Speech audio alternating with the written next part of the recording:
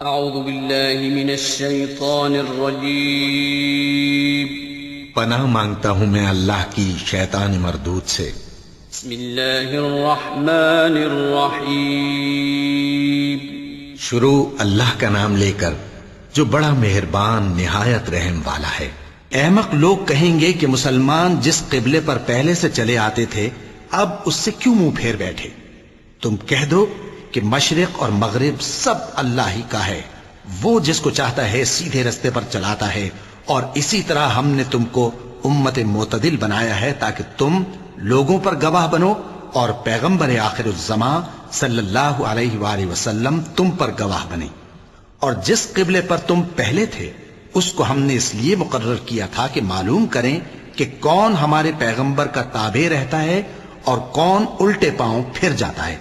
اور یہ بات یعنی تحویل قبلہ لوگوں کو گراں معلوم ہوئی، مگر جن کو اللہ نے ہدایت بخشی ہے وہ اسے گراں نہیں سمجھتے، اور اللہ ایسا نہیں کہ تمہارے ایمان کو یوں ہی ضائع کر دے۔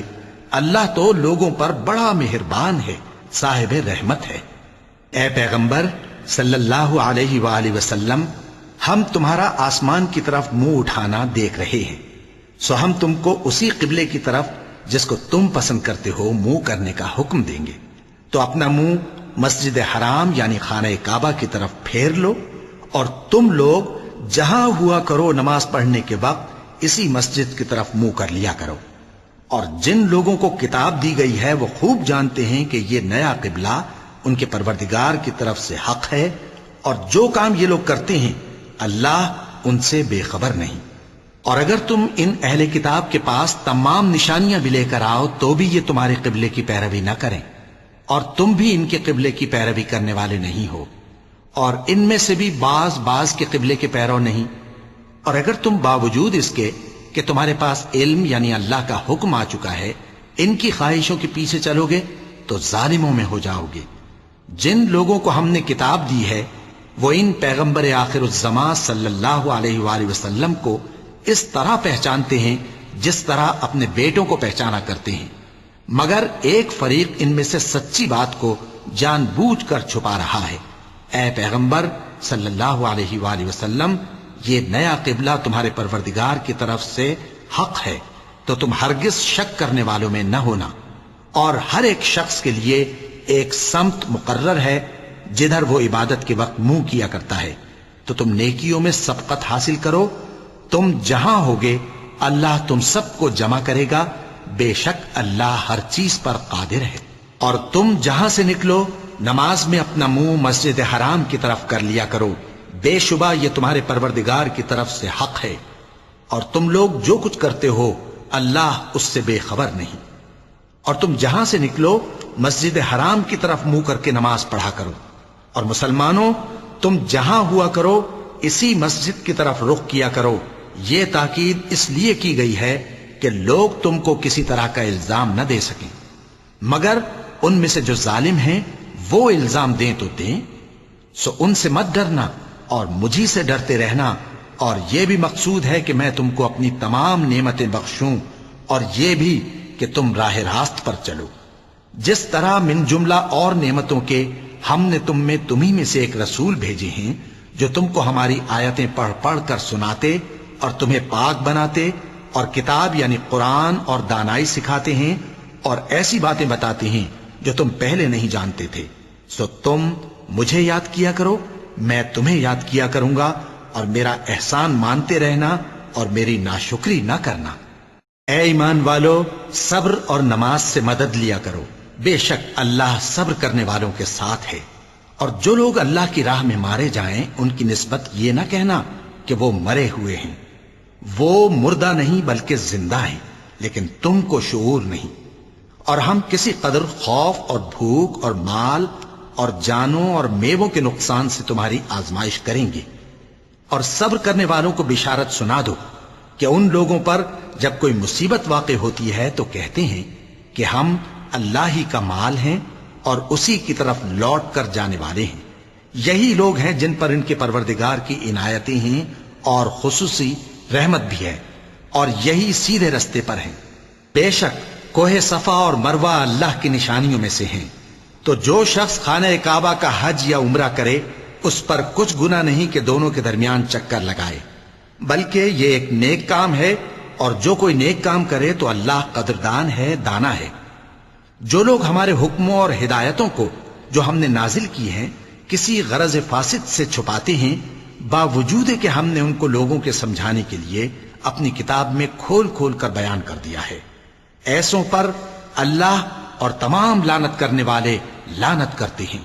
ہاں، جو توبہ کرتے ہیں اور اپنی حالت درست کر لیتے ہیں اور احکام الہی کو صاف صاف بیان کر دیتے ہیں تو میں ان کے قصور معاف کر دیتا ہوں، اور میں بڑا معاف کرنے والا، بڑا مہربان ہوں۔ جو لوگ کافر ہوئے اور کافر ہی مرے، ایسوں پر اللہ کی اور فرشتوں کی اور انسانوں کی سب کی لعنت، وہ ہمیشہ اسی لعنت میں گرفتار رہیں گے۔ ان سے نہ تو عذاب ہلکا ہی کیا جائے گا اور نہ انہیں کچھ مہلت ملے گی۔ اور لوگوں، تمہارا معبود ایک ہی معبود ہے، اس بڑے مہربان اور رحم والے کے سوا کوئی عبادت کے لائق نہیں۔ بے شک آسمانوں اور زمین کے پیدا کرنے میں اور رات اور دن کے ایک دوسرے کے پیچھے آنے جانے میں اور کشتیوں اور جہازوں میں جو سمندر میں لوگوں کے فائدے کے لیے رواں ہیں، اور میں جس کو اللہ آسمان سے برساتا اور اس سے زمین کو اس کے مردہ ہو جانے کے بعد زندہ یعنی خشک ہو جانے کے بعد سرسبز کر دیتا ہے، اور زمین پر ہر قسم کے جانور پھیلانے میں اور ہواؤں کے چلانے میں اور بادلوں میں جو آسمان اور زمین کے درمیان گھرے رہتے ہیں، عقل مندوں کے لیے اللہ کی قدرت کی نشانیاں ہیں۔ اور بعض لوگ ایسے ہیں جو غیر اللہ کو اللہ کا شریک بناتے اور ان سے اللہ کی سی محبت کرتے ہیں، لیکن جو ایمان والے ہیں وہ تو اللہ ہی کے سب سے زیادہ دوست دار ہیں۔ اور اے کاش ظالم لوگ جو بات عذاب کے وقت دیکھیں گے اب دیکھ لیتے کہ سب طرح کی طاقت اللہ ہی کو ہے، اور یہ کہ اللہ سخت عذاب کرنے والا ہے۔ اس دن کفر کے پیشوا اپنے پیروں سے بیزاری ظاہر کریں گے اور دونوں عذاب الہی دیکھ لیں گے اور ان کے آپس کے تعلقات منقطع ہو جائیں گے۔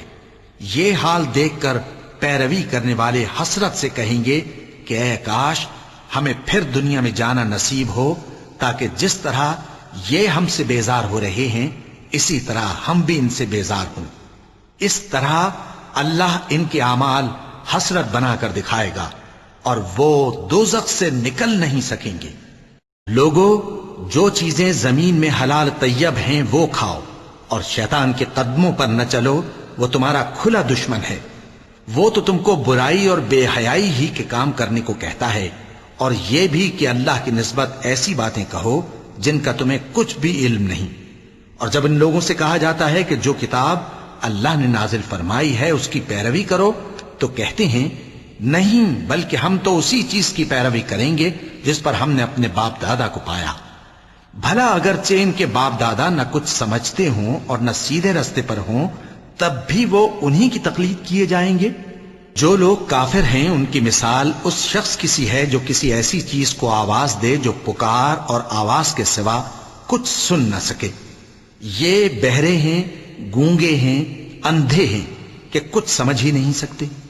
اے اہل ایمان، جو پاکیزہ چیزیں ہم نے تم کو عطا فرمائی ہیں ان کو کھاؤ، اور اگر اللہ ہی کے بندے ہو تو اس کی نعمتوں کا شکر بھی ادا کرو۔ اس نے تو تم پر بس مرا ہوا جانور اور لہو اور سور کا گوشت اور جس چیز پر اللہ کے سوا کسی اور کا نام پکارا جائے حرام کر دیا ہے۔ ہاں، جو مجبور ہو جائے بشرطے کہ اللہ کی نافرمانی نہ کرے اور حد ضرورت سے باہر نہ نکل جائے، اس پر کچھ گناہ نہیں۔ بے شک اللہ بخشنے والا ہے، رحم کرنے والا ہے۔ جو لوگ اللہ کی کتاب سے ان آیتوں اور ہدایتوں کو جو اس نے نازل فرمائی ہیں چھپاتے اور ان کے بدلے تھوڑی سی قیمت یعنی دنیاوی منفعت حاصل کرتے ہیں، وہ اپنے پیٹوں میں محض آگ بھرتے ہیں۔ ایسے لوگوں سے اللہ قیامت کے دن نہ کلام کرے گا اور نہ ان کو گناہوں سے پاک کرے گا، اور ان کے لیے دکھ دینے والا عذاب ہے۔ یہ وہ لوگ ہیں جنہوں نے ہدایت چھوڑ کر گمراہی اور بخشش چھوڑ کر عذاب خرید لیا۔ یہ آتش جہنم کی کیسی برداشت کرنے والے ہیں۔ یہ اس لیے کہ اللہ نے کتاب سچائی کے ساتھ نازل فرمائی، اور جن لوگوں نے اس کتاب میں اختلاف کیا وہ ضد میں آ کر نیکی سے دور ہو گئے ہیں۔ نیکی یہی نہیں کہ تم مشرق و مغرب کو قبلہ سمجھ کر ان کی طرف منہ کر لو، بلکہ نیکی یہ ہے کہ لوگ اللہ پر اور روز آخر پر اور فرشتوں پر اور اللہ کی کتاب پر اور پیغمبروں پر ایمان لائیں، اور مال باوجود عزیز رکھنے کے رشتہ داروں اور یتیموں اور محتاجوں اور مسافروں اور مانگنے والوں کو دیں، اور گردنوں کے چھڑانے میں خرچ کریں، اور نماز پڑھیں اور زکوٰۃ دیں، اور جب عہد کر لیں تو اس کو پورا کریں، اور سختی اور تکلیف میں اور جنگ کے وقت ثابت قدم رہیں۔ یہی لوگ ہیں جو ایمان میں سچے ہیں، اور یہی ہیں جو اللہ سے ڈرنے والے ہیں۔ مومنوں، تم کو مقتولوں کے بارے میں قصاص یعنی خون کے بدلے خون کا حکم دیا جاتا ہے، اس طرح پر کہ آزاد کے بدلے آزاد مارا جائے، اور غلام کے بدلے غلام، اور عورت کے بدلے عورت۔ اور اگر قاتل کو اس کے مقتول بھائی کے قصاص میں سے کچھ معاف کر دیا جائے تو وارث مقتول کو پسندیدہ طریق سے قرارداد کی پیروی یعنی مطالبہ خون بہا کرنا اور قاتل کو خوشخوئی کے ساتھ ادا کرنا چاہیے۔ یہ تمہارے پروردگار کی طرف سے تمہارے لیے آسانی اور مہربانی ہے۔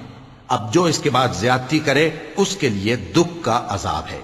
اور اے اہل عقل، حکم قصاص میں تمہاری زندگانی ہے کہ تم قتل و خونریزی سے بچو۔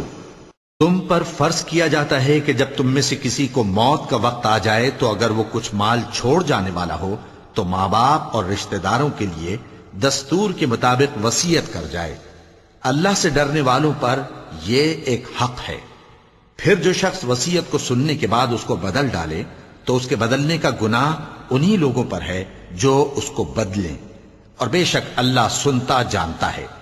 اب اگر کسی کو وصیت کرنے والے کی طرف سے کسی وارث کی طرفداری یا حق تلفی کا اندیشہ ہو تو اگر وہ وصیت کو بدل کر وارثوں میں صلح کرا دے تو اس پر کچھ گناہ نہیں، بے شک اللہ بخشنے والا ہے، رحم والا ہے۔ مومنوں، تم پر روزے فرض کیے گئے ہیں جس طرح تم سے پہلے لوگوں پر فرض کیے گئے تھے تاکہ تم پرہیزگار بنو۔ روزوں کے دن گنتی کے چند روز ہیں، تو جو شخص تم میں سے بیمار ہو یا سفر میں ہو تو دوسرے دنوں میں روزوں کا شمار پورا کر لے۔ اور جو لوگ روزہ رکھنے کی طاقت رکھیں لیکن رکھیں نہیں، وہ روزے کے بدلے محتاج کو کھانا کھلا دیں۔ اور جو کوئی اپنی مرضی سے زیادہ نیکی کرے تو اس کے حق میں زیادہ اچھا ہے، اور اگر سمجھو تو روزہ رکھنا ہی تمہارے حق میں بہتر ہے۔ روزوں کا مہینہ رمضان کا مہینہ ہے جس میں قرآن اول نازل ہوا، جو لوگوں کا رہنما ہے اور جس میں ہدایت کی کھلی نشانیاں ہیں اور جو حق و باطل کو الگ الگ کرنے والا ہے۔ تو جو کوئی تم میں سے اس مہینے میں موجود ہو چاہیے کہ پورے مہینے کے روزے رکھے، اور جو بیمار ہو یا سفر میں ہو تو دوسرے دنوں میں روزے رکھ کر ان کا شمار پورا کر لے۔ اللہ تمہارے حق میں آسانی چاہتا ہے اور سختی نہیں چاہتا، اور یہ آسانی کا حکم اس لیے دیا گیا ہے کہ تم روزوں کا شمار پورا کر لو، اور اس احسان کے بدلے کہ اللہ نے تم کو ہدایت بخشی ہے تم اس کو بزرگی سے یاد کرو اور اس کا شکر کرو۔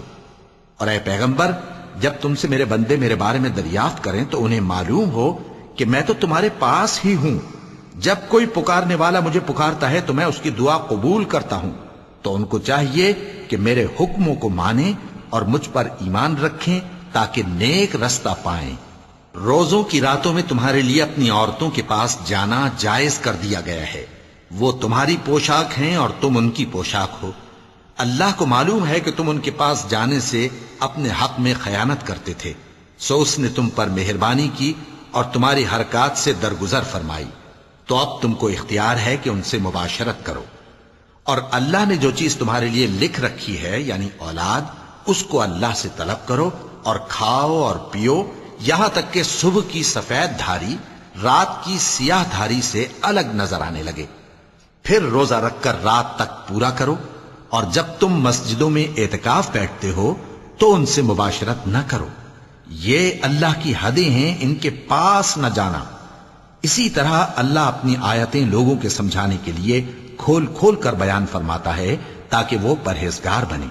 اور آپس میں ایک دوسرے کا مال ناحق نہ کھاؤ اور نہ اس کو رشوتاً حاکموں کے پاس پہنچاؤ تاکہ لوگوں کے مال کا کچھ حصہ ناجائز طور پر کھا جاؤ، اور اسے تم جانتے بھی ہو۔ اے پیغمبر، لوگ تم سے نئے چاند کے بارے میں دریافت کرتے ہیں کہ گھٹتا بڑھتا کیوں ہے۔ کہہ دو کہ وہ لوگوں کے کاموں کی میعادیں اور حج کے وقت معلوم ہونے کا ذریعہ ہے، اور نیکی اس بات میں نہیں کہ احرام کی حالت میں گھروں میں ان کے پچھواڑے کی طرف سے آؤ، بلکہ نیکوکار وہ ہے جو پرہیزگار ہو، اور گھروں میں ان کے دروازوں سے آیا کرو اور اللہ سے ڈرتے رہو تاکہ کامیاب ہو جاؤ۔ اور جو لوگ تم سے لڑتے ہیں تم بھی اللہ کی راہ میں ان سے لڑو، مگر زیادتی نہ کرنا کہ اللہ زیادتی کرنے والوں کو دوست نہیں رکھتا۔ اور ان کو جہاں پاؤ قتل کر دو، اور جہاں سے انہوں نے تم کو نکالا ہے یعنی مکے سے، وہاں سے تم بھی ان کو نکال دو۔ اور دین سے گمراہ کرنے کا فساد قتل و خونریزی سے کہیں بڑھ کر ہے، اور جب تک وہ تم سے مسجد حرام یعنی خانہ کعبہ کے پاس نہ لڑیں تم بھی وہاں ان سے نہ لڑنا۔ ہاں اگر وہ تم سے لڑیں تو تم ان کو قتل کر ڈالو، کافروں کی یہی سزا ہے۔ پھر اگر وہ باز آ جائیں تو اللہ بخشنے والا ہے، رحم کرنے والا ہے۔ اور ان سے اس وقت تک لڑتے رہنا کہ فساد نابود ہو جائے اور ملک میں اللہ ہی کا دین غالب ہو جائے۔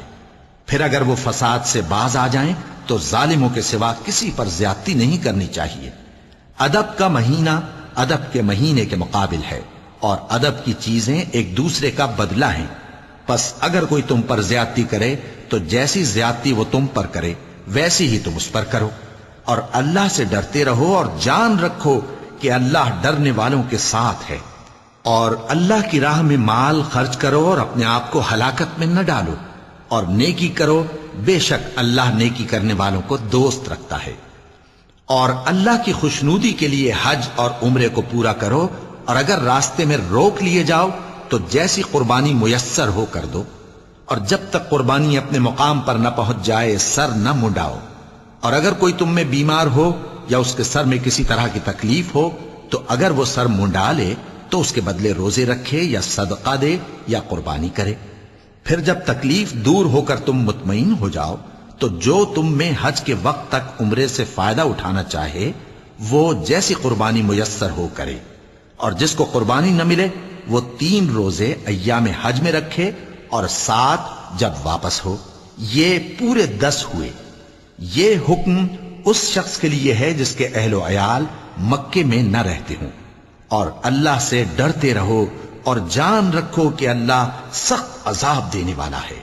حج کے مہینے معین ہیں جو معلوم ہیں، تو جو شخص ان مہینوں میں حج کی نیت کر لے تو حج کے دنوں میں نہ عورتوں سے اختلاط کرے، نہ کوئی برا کام کرے اور نہ کسی سے جھگڑے۔ اور جو نیک کام تم کرو گے وہ اللہ کو معلوم ہو جائے گا۔ اور زاد راہ یعنی رستے کا خرچ ساتھ لے جاؤ، کیونکہ بہترین زاد راہ پرہیزگاری ہے۔ اور اے اہل عقل، مجھی سے ڈرتے رہو، اس کا تمہیں کچھ گناہ نہیں کہ حج کے دنوں میں بذریعہ تجارت اپنے پروردگار سے روزی طلب کرو۔ اور جب عرفات سے واپس ہونے لگو تو مشعر حرام یعنی مزدلفہ میں اللہ کا ذکر کرو، اور اس طرح ذکر کرو جس طرح اس نے تم کو سکھایا، اور اس سے پیشتر تم لوگ ان طریقوں سے محض ناواقف تھے۔ پھر جہاں سے اور لوگ واپس ہوں وہیں سے تم بھی واپس ہو، اور اللہ سے بخشش مانگو، بے شک اللہ بخشنے والا ہے، رحمت کرنے والا ہے۔ پھر جب حج کے تمام ارکان پورے کر چکو تو منا میں اللہ کو یاد کرو جس طرح اپنے باپ دادا کو یاد کیا کرتے تھے، بلکہ اس سے بھی زیادہ۔ اور بعض لوگ ایسے ہیں جو اللہ سے التجا کرتے ہیں کہ اے پروردگار ہم کو جو دینا ہے دنیا ہی میں دے دے، اور ایسے لوگوں کا آخرت میں کچھ حصہ نہیں۔ اور بعض ایسے ہیں کہ دعا کرتے ہیں کہ پروردگار ہم کو دنیا میں بھی نعمت عطا فرما اور آخرت میں بھی نعمت بخشیو اور دوزخ کے عذاب سے محفوظ رکھیو۔ یہی لوگ ہیں جن کے لیے ان کے کاموں کا حصہ یعنی اجر نیک تیار ہے، اور اللہ جلد حساب لینے والا ہے۔ اور قیام منا کے دنوں میں جو گنتی کے دن ہیں اللہ کو یاد کرو۔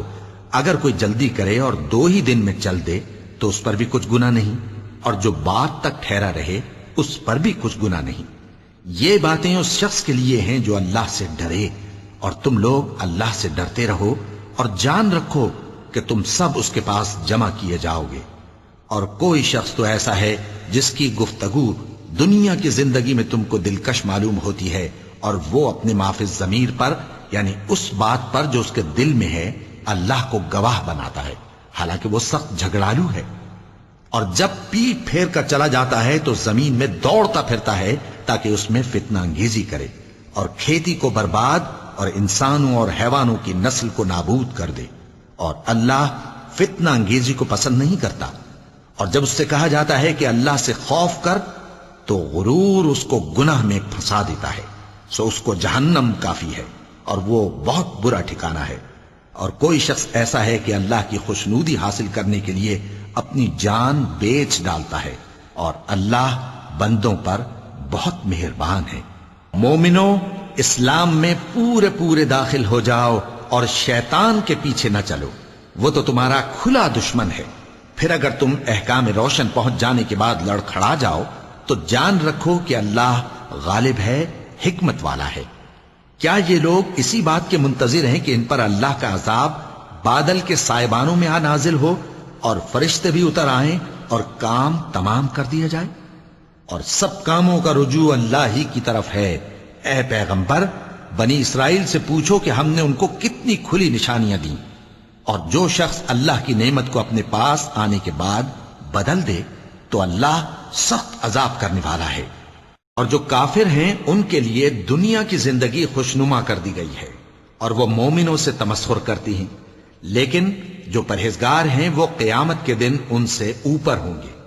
اور اللہ جس کو چاہتا ہے بے حساب رزق دیتا ہے۔ پہلے تو سب لوگوں کا ایک ہی مذہب تھا، لیکن وہ آپس میں اختلاف کرنے لگے تو اللہ نے ان کی طرف بشارت دینے والے اور ڈر سنانے والے پیغمبر بھیجے اور ان پر سچائی کے ساتھ کتابیں نازل کی تاکہ جن امور میں لوگ اختلاف کرتے تھے ان کا ان میں فیصلہ کر دے۔ اور اس میں اختلاف بھی انہی لوگوں نے کیا جن کو کتاب دی گئی تھی، باوجود کہ ان کے پاس کھلے ہوئے احکام آ چکے تھے، اور یہ اختلاف انہوں نے صرف آپس کی ضد سے کیا۔ تو جس امر حق میں وہ اختلاف کرتے تھے اللہ نے اپنی مہربانی سے مومنوں کو اس کی راہ دکھا دی، اور اللہ جس کو چاہتا ہے سیدھا رستہ دکھا دیتا ہے۔ کیا تم یہ خیال کرتے ہو کہ یوں ہی بہشت میں داخل ہو جاؤ گے؟ اور ابھی تم کو پہلے لوگوں کی سی مشکلیں تو پیش آئی ہی نہیں۔ ان کو بڑی بڑی سختیاں اور تکلیفیں پہنچیں اور وہ صعوبتوں میں ہلا ہلا دیے گئے، یہاں تک کہ پیغمبر اور مومن لوگ جو ان کے ساتھ تھے سب پکار اٹھے کہ کب اللہ کی مدد آئے گی۔ دیکھو اللہ کی مدد ان قریب آیا چاہتی ہے۔ اے نبی، لوگ تم سے پوچھتے ہیں کہ اللہ کی راہ میں کس طرح کا مال خرچ کریں۔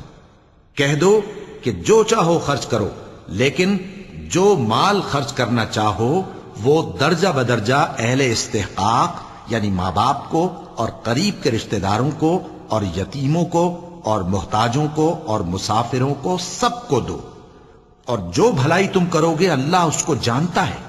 مسلمانوں، تم پر اللہ کے رستے میں لڑنا فرض کر دیا گیا ہے، اور وہ تمہیں ناگوار تو ہوگا، مگر عجب نہیں کہ ایک چیز تم کو بری لگے اور وہ تمہارے حق میں بھلی ہو، اور عجب نہیں کہ ایک چیز تم کو بھلی لگے اور وہ تمہارے لیے مضر ہو، اور ان باتوں کو اللہ ہی بہتر جانتا ہے اور تم نہیں جانتے۔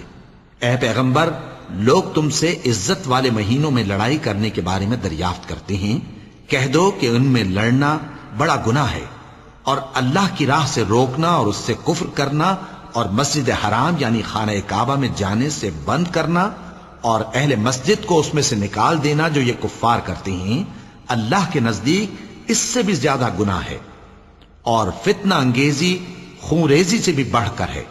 اور یہ لوگ ہمیشہ تم سے لڑتے رہیں گے، یہاں تک کہ اگر مقدور رکھیں تو تم کو تمہارے دین سے پھیر دیں، اور جو کوئی تم میں سے اپنے دین سے پھر کر کافر ہو جائے گا اور کافر ہی مرے گا تو ایسے لوگوں کے اعمال دنیا اور آخرت دونوں میں برباد ہو جائیں گے، اور یہی لوگ دوزخ میں جانے والے ہیں جس میں ہمیشہ رہیں گے۔ جو لوگ ایمان لائے اور اللہ کے لیے وطن چھوڑ گئے اور کفار سے جنگ کرتے رہے وہی اللہ کی رحمت کے امیدوار ہیں، اور اللہ بخشنے والا ہے، رحمت کرنے والا ہے۔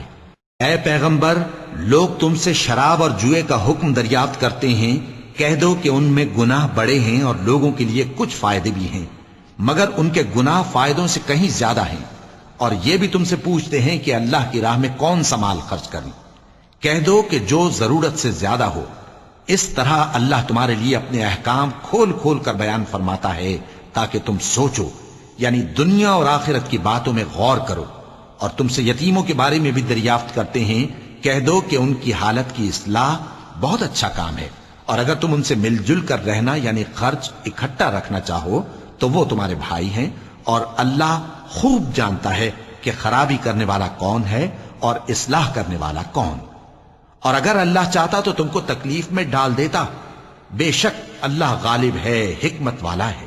اور مومنوں مشرک عورتوں سے جب تک وہ ایمان نہ لائیں نکاح نہ کرنا، کیونکہ مشرک عورت خواہ تم کو کیسی ہی بھلی لگے اس سے مومن لونڈی بہتر ہے.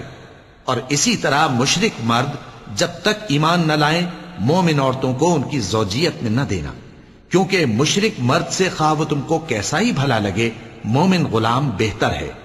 یہ مشرک لوگوں کو دوزخ کی طرف بلاتے ہیں، اور اللہ اپنی مہربانی سے بہشت اور بخشش کی طرف بلاتا ہے، اور اپنے حکم لوگوں سے کھول کھول کر بیان کرتا ہے تاکہ نصیحت حاصل کریں. اور تم سے حیض کے بارے میں دریافت کرتے ہیں، کہہ دو وہ تو نجاست ہے، سو ایام حیض میں عورتوں سے کنارہ کش رہو، اور جب تک وہ پاک نہ ہو جائیں ان سے مقاربت نہ کرو. ہاں جب وہ پاک ہو جائیں تو جس طریق سے اللہ نے تمہیں ارشاد فرمایا ہے ان کے پاس جاؤ. کچھ شک نہیں کہ اللہ توبہ کرنے والوں اور پاک صاف رہنے والوں کو دوست رکھتا ہے.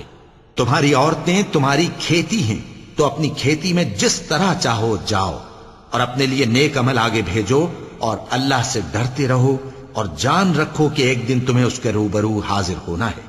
اور اے پیغمبر ایمان والوں کو بشارت سنا دو، اور اللہ کے نام کو اس بات کا ہیلا نہ بنانا کہ اس کی قسمیں کھا کھا کر سلوک کرنے اور پرہیزگاری کرنے اور لوگوں میں صلح و سازگاری کرانے سے رک جاؤ. اور اللہ سب کچھ سنتا ہے، جانتا ہے. اللہ تمہاری لغو قسموں پر تم سے مواخذہ نہیں کرے گا، لیکن جو قسمیں تم قصد دلی سے کھاؤ گے ان پر مواخذہ کرے گا. اور اللہ بخشنے والا ہے، بردبار ہے. جو لوگ اپنی عورتوں کے پاس جانے کی قسم کھا لیں ان کو 4 مہینے تک انتظار کرنا چاہیے. اگر اس عرصے میں قسم سے رجوع کر لیں تو اللہ بخشنے والا ہے، مہربان ہے. اور اگر طلاق کا ارادہ کر لیں تو بھی اللہ سنتا ہے، جانتا ہے. اور طلاق والی عورتیں 3 حیض تک اپنے تئیں روکے رہیں، اور اگر وہ اللہ اور روز قیامت پر ایمان رکھتی ہیں تو ان کو جائز نہیں کہ اللہ نے جو کچھ ان کے شکم میں پیدا کیا ہے اس کو چھپائیں. اور ان کے خاوند اگر پھر موافقت چاہیں تو اس مدت میں وہ ان کو اپنی زوجیت میں لے لینے کے زیادہ حقدار ہیں. اور عورتوں کا حق مردوں پر ویسا ہی ہے جیسے دستور کے مطابق مردوں کا حق عورتوں پر ہے. البتہ مردوں کو عورتوں پر 1 درجہ فضیلت ہے، اور اللہ غالب ہے، صاحب حکمت ہے. طلاق صرف 2 بار ہے، یعنی جب 2 دفعہ طلاق دے دی جائے تو پھر عورتوں کو یا تو بطریق شائستہ نکاح میں رہنے دینا ہے یا بھلائی کے ساتھ چھوڑ دینا. اور یہ جائز نہیں کہ جو مہر تم ان کو دے چکے ہو اس میں سے کچھ واپس لے لو. ہاں اگر زن و شوہر کو خوف ہو کہ وہ اللہ کی حدوں کو قائم نہیں رکھ سکیں گے تو اگر عورت خاوند کے ہاتھ سے رہائی پانے کے بدلے میں کچھ دے ڈالے تو دونوں پر کچھ گناہ نہیں. یہ اللہ کی مقرر کی ہوئی حدیں ہیں، ان سے باہر نہ نکلنا. اور جو لوگ اللہ کی حدوں سے باہر نکل جائیں گے وہ گناہگار ہوں گے. پھر اگر شوہر 2 طلاقوں کے بعد تیسری طلاق عورت کو دے دے تو اس کے بعد جب تک عورت کسی دوسرے شخص سے نکاح نہ کر لے اس پہلے شوہر پر حلال نہ ہوگی.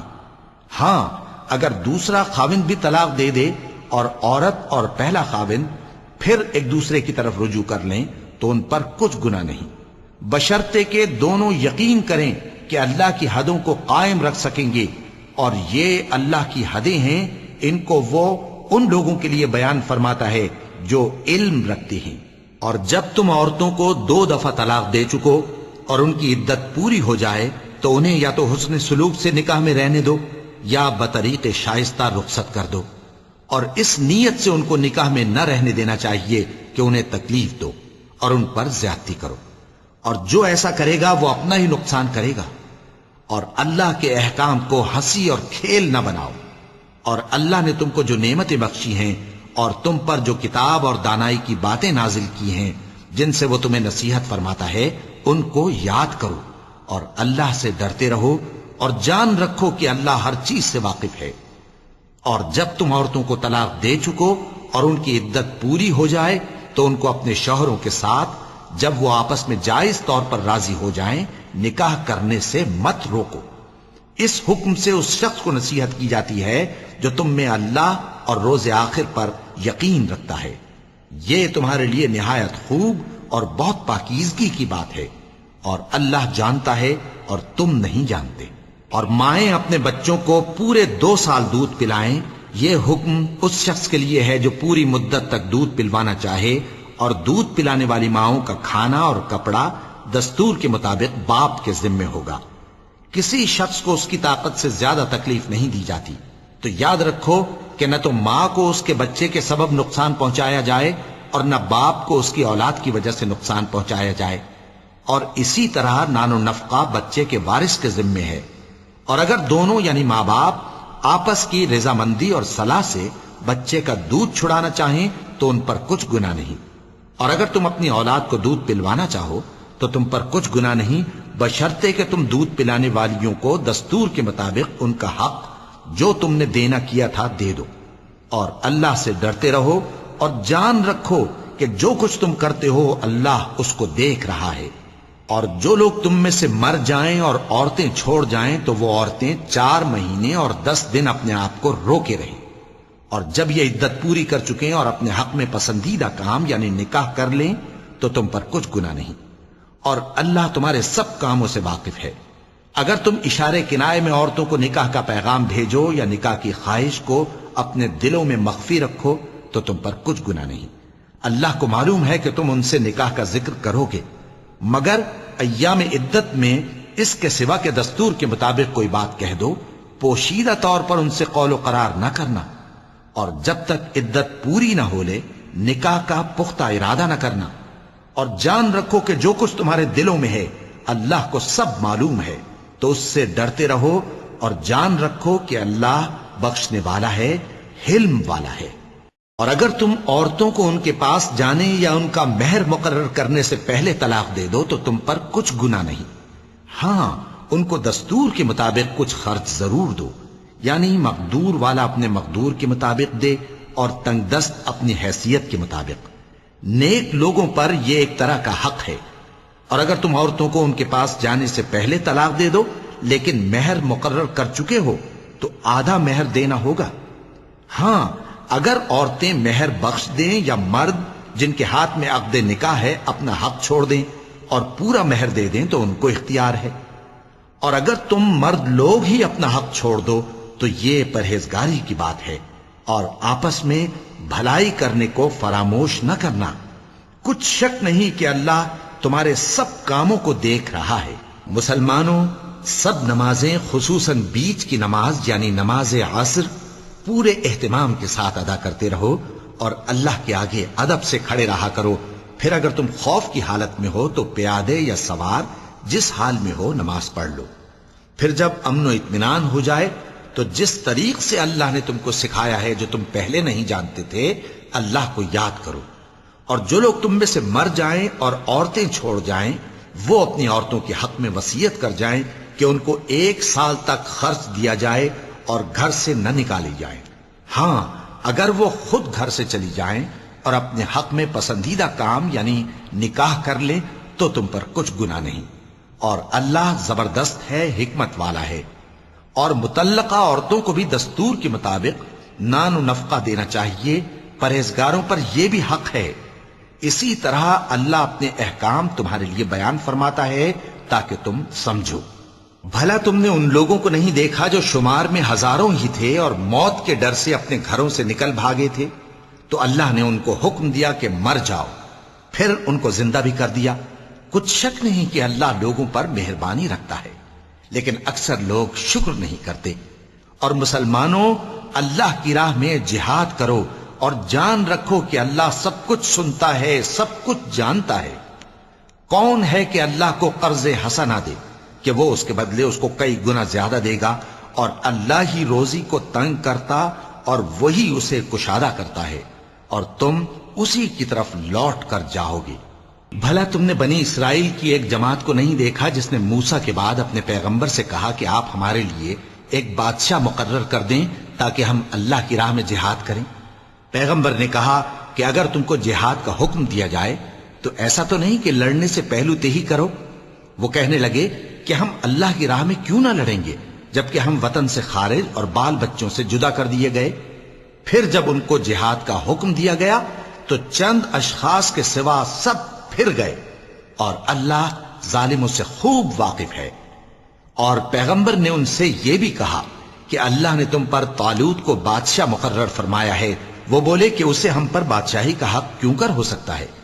اس سے بڑھ کر بادشاہی کے مستحق تو ہم ہیں، اور اس کے پاس تو بہت سی دولت بھی نہیں۔ پیغمبر نے کہا کہ اللہ نے اس کو تم پر فضیلت دی ہے اور بادشاہی کے لیے منتخب فرمایا ہے۔